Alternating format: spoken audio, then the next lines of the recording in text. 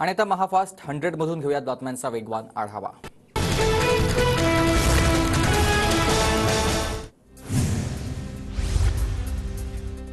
दिघेंच्या निधनानंतर त्यांची कुठे कुठे प्रॉपर्टी उद्धव ठाकरेंनी विचारलं होतं, तर ठाकरेंना धनुष्यबाण नको, फक्त पैसा हवा, मुख्यमंत्री शिंदेंची टीका।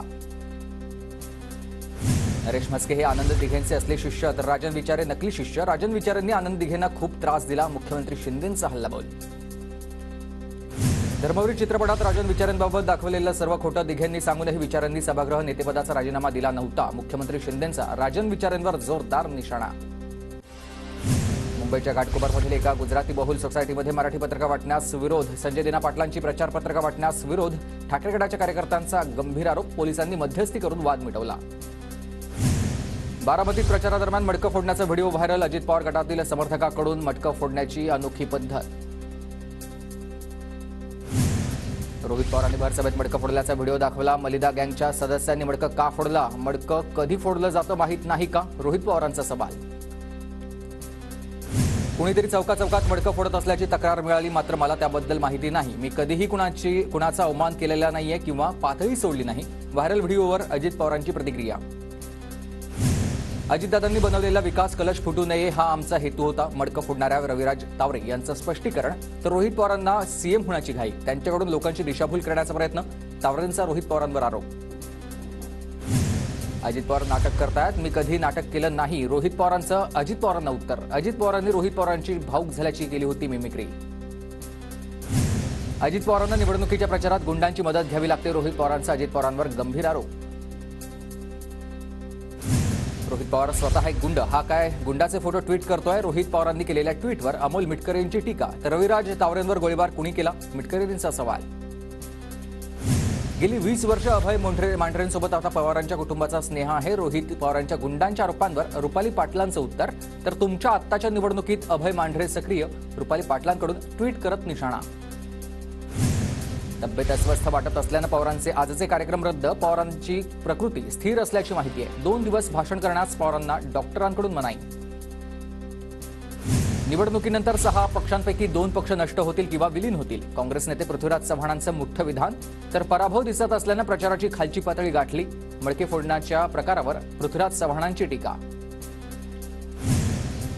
राज ठाकरे मोठ्या मनाचा माणूस, मनसैनिक पूर्ण शक्तीने कामाला लागलेत, शिंदेंकडून राज ठाकरेंचं कौतुक।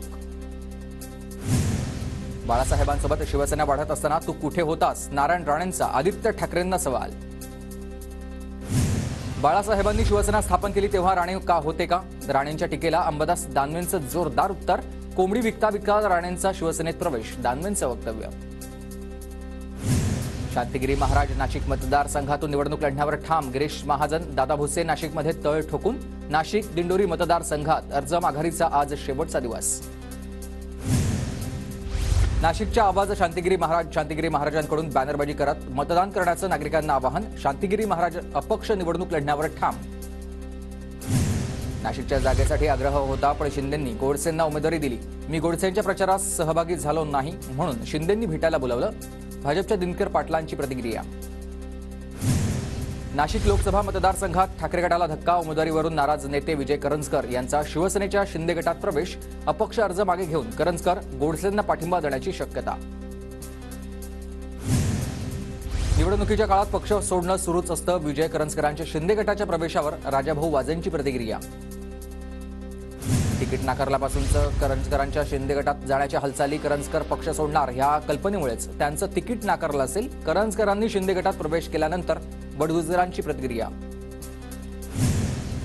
मुंबईत महायुतीच्या उमेदवार यामिनी जाधव यांच्याकडून जोरदार प्रचार सुरू, मंत्री मंगलप्रभात लोढांचे देखील यांच्यात सहभागी झालेले पाहायला मिळाले। उत्तर पश्चिम मुंबईतील ठाकरे गटाचे उमेदवार अमोल कीर्तिकरांकडून जोरदार प्रचार, डोर टू डोर जाऊन प्रचार, आरे कॉलनीतील घरोघरी जाऊन कीर्तिकरांकडून प्रचाराचा धडाका। जळगावमध्ये भाजप प्रवेशाआधीच खडसेंकडून आता सून रक्षा खडसेंचा प्रचार सुरू, चोपडामध्ये भाजप पदाधिकाऱ्यांच्या भेटीगाठी, तर भाजप प्रदेशाध्यक्षांच्या सूचनेनुसार दौरा करतोय, खडसेंचं वक्तव्य। बीडमध्ये पंकजा मुंडे आणि समर्थक महिलेचा मुक्त संवाद, ताई आमच्या गावाला तुम्ही रस्ता दिला, आता आम्हाला गाडी पण द्या, प्रचार सभेत समर्थक महिलेची पंकजा मुंडेंकडे मागणी। भाजपचे उमेदवार पियुष गोयल यांचा कांदिवलीमधील जोरदार प्रचार, खोटं बोलणं, फेक व्हिडिओ व्हायरल करणं ही काँग्रेसची जुनी नीती आहे. गोयल यांचा हल्लाबोल. धरणगावच्या पाळधी गटामध्ये महायुतीकडून जोरदार प्रचार, स्मिता वाघ यांच्या प्रचारासाठी मंत्री गुलाबराव पाटील सहभागी. जनता आमच्या बाजूनं, आमचा विजय पक्का, गुलाबराव पाटलांकडून विश्वास व्यक्त. असदुद्दीन ओवैसींचा छत्रपती संभाजीनगरमध्ये इम्तियाज जलील यांच्यासाठी प्रचार, घरोघरी जात ओवैसींचा प्रचार सुरू. मावळ मतदारसंघातील 3 उमेदवारांना निवडणूक अधिकाऱ्यांची नोटीस. वंचितच्या माधवी जोशी, महाविकास आघाडीचे संजोग वाघेरे आणि महायुतीचे उमेदवार श्रीरंग बारणेंना नोटीस. निवडणुकीतील दैनंदिन खर्चात तफावत आढळल्यानं नोटीस जारी. तिसऱ्या टप्प्यात उद्या लातूर मतदारसंघात मतदान. 19,77,042 मतदान. आता मतदानाचा हक्क बजावणार आहेत, तर मतदान प्रक्रियेसाठी 16,765 कर्मचारी तैनात.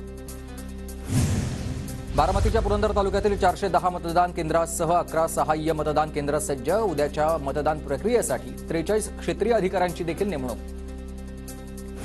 पुण्यात मतदानाच्या दिवशी आठवडे बाजार बंद राहणार. येत्या 7 मे रोजी बारामती, 13 मे रोजी पुणे, मावळ, शिरूरमधील सर्व आठवडे बाजार बंद ठेवण्याचे जिल्हाधिकाऱ्यांचे आदेश. उद्या मतदानाच्या दिवशी रत्नागिरीतील 14 आठवडा बाजार बंद राहणार आहेत. मंडणगड, दापोली, खेड, चिपळूणमधील आठवडा बाजारही बंद राहणार. जिल्हा निवडणूक अधिकाऱ्यांचे आदेश. बारामती लोकसभा मतदारसंघाच्या मतदानासाठी प्रशासन सज्ज. एकूण 2,516 मतदान केंद्रांवर पार पडणार मतदानाची प्रक्रिया. 23,72,000 मतदार मतदानाचा हक्क बजावणार. धाराशिवच्या जिल्हाधिकाऱ्यांकडून स्ट्रॉंग रूम आणि मतमोजणी केंद्राची पाहणी. मतदान केंद्रामध्ये सीसीटीव्हीसह इतर यंत्रणा कार्यान्वित. पोलीस प्रशासन देखील सज्ज. कराडमध्ये मतदानाची तयारी अंतिम टप्प्यात. कराड दक्षिण उत्तर मतदारसंघातील 681 मतदान केंद्रांवर उद्या मतदान. 1,800 कर्मचारी 60 वाहनांमधून मतदान साहित्य मतदान केंद्रावर पोहोचवत आहेत. माढा लोकसभा मतदारसंघासाठी उद्या मतदान प्रक्रिया. माढ्यात मतदान साहित्य वाटप. 2029 मतदान केंद्रावर मतदान प्रक्रिया पार पडणार. 19,96,100 मतदार मतदानाचा हक्क बजावणार. सोलापुरात भर उन्हात मतदान कर्मचाऱ्यांची ईव्हीएम मशीन घेऊन पायपीट. मतदान साहित्य वाटप करून केंद्रापासून एसटीपर्यंत कर्मचाऱ्यांचा पायी 1.5 किलोमीटर प्रवास. प्रशासनाकडून गैरसोय झाल्यानं कर्मचाऱ्यांकडून नाराजी व्यक्त. लातूरमध्ये मतदारांना प्रोत्साहन देण्यासाठी वेगवेगळ्या योजना आणि सवलती. पहिल्यांदा मतदान करणाऱ्या 51 महिलांना पैठणी आणि पुरुषांना सफारी सूट मोफत देण्यात येणार. द्वारकादास मॉलचा अनोखा उपक्रम आहे. पंकजा मुंडेंसाठी आमदार बबनराव लोणीकरांकडून प्रचार. माजलगावमधील मतदारांशी लोणीकरांचा संवाद. मावळमध्ये प्रचारासाठी आलेल्या गोविंदा पत्रकार परिषदेमध्ये श्रीरंग बारणेंचं नाव विसरला. आमदार उमा खोपरेंकडून गोविंदाला नाव घेण्याची आठवण. रत्नागिरीत रामदास कदम यांच्या गावामध्ये लागणार विरोधी पक्षाचा बूथ. ठाकरेगडाच्या बूथसाठी आयोजक सदानंद कदम स्वतः उपस्थित राहतील.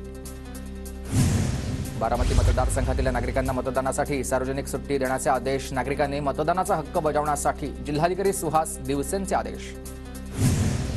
धाराशिव लोकसभेसाठी उद्या मतदान प्रक्रिया पार पडणार. अवैध प्रकार टाळण्यासाठी जिल्ह्याच्या प्रवेशद्वारासह अन्य ठिकाणी पोलिसांकडून कसून तपासणी. छत्रपती संभाजीनगर प्रशासनाकडून निवडणुकीसाठी सज्ज. प्रशासनाकडून जोरदार तयारी सुरू आहे. दररोज हजारो शिक्षकांना निवडणूक प्रक्रियेचं प्रशिक्षण. धाराशिवमध्ये दिव्यांग आणि 85 वर्षावरील ज्येष्ठ नागरिकांचं मतदान घरूनच होणार. जवळपास 3,500हून अधिक जणांकडून मतदान. लोकसभा निवडणुकीत उमेदवारांचा निवडणूक खर्च तपासला जाणार. खर्च तपासणीसाठी केंद्रीय निवडणूक निरीक्षक सूरज गुप्ता यांची नियुक्ती. धाराशिव लोकसभेसाठी उद्या मतदान. मतदानाच्या पार्श्वभूमीवर प्रशासन सज्ज. जिल्ह्यातील प्रवेशद्वारावर तपासणी सुरू. चंद्रपूरमध्ये आचारसंहिता उल्लंघन प्रकरणी तब्बल 1.25 महिन्याचे कारवाई झालेली आहे. बनावट व्हिडिओ फॉरवर्ड केल्याप्रकरणी युवक काँग्रेसच्या 2 पदाधिकाऱ्यांना अटक. भाजपच्या तक्रारीनंतर अमोल वानखेडे, अरुण गायकवाड यांना अटक. बीडमधील 2 कोटींच्या चंदन जप्तीचे प्रकरणातील बालाजी जाधव मुख्य आरोपी आहेत. बालाजी जाधव हा शरद पवार गटाचे नगरसेवक आणि बजरंग सोनावणे यांचा निकटवर्तीय. वाशिममध्ये वाढत्या तापमानामुळे वन्य प्राण्यांची पाण्यासाठी वणवण. वनोजामधील प्रादेशिक जंगलात वन्य प्राण्यांसाठी लोकवर्गणीमधून कृत्रिम पाणवठ्यांची सोय. नांदेडच्या तरुण शेतकऱ्यांना शेवगा लागवडीमधून कमावले लाखोंचं उत्पन्न. 2 एकरात शेवगा असून आतापर्यंत 55,000चा खर्च.